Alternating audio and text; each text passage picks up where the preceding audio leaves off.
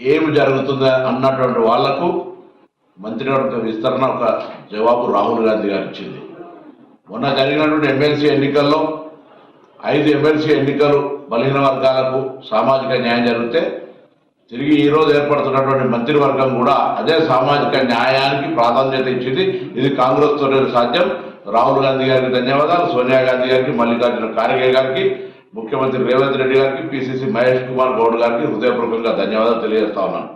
ఒక బలహీన వర్గాలకు సంబంధించిన బిడ్డగా బలహీన వర్గాల లోపల జరుగుతున్నటువంటి ఈ కులగణన చేయాలనే ఆలోచనతోటి రాహుల్ గాంధీ గారి ఆలోచన ప్రకారంగా జరగడం, దాని తదుపరి జరుగుతున్నటువంటి తెలంగాణ రోల్ మోడల్ అనే మాట చెప్తున్న సందర్భంగా ఈరోజు ఎమ్మెల్సీ ఎన్నికలు కావచ్చు, మంత్రివర్గ విస్తరణ కావచ్చు, కులగణన జరిగితే ఏం జరుగుతుందో తెలంగాణ దేశానికి రోల్ మోడల్ అనేటువంటి మాట మరొకసారి తెలియజేస్తూ, ముఖ్యంగా పెద్దలు రాహుల్ గాంధీ గారు ఈ నినాదం తీసుకొని పోతున్న సందర్భంగా వారికి హృదయపూర్వకంగా ధన్యవాదాలు తెలియజేస్తాం.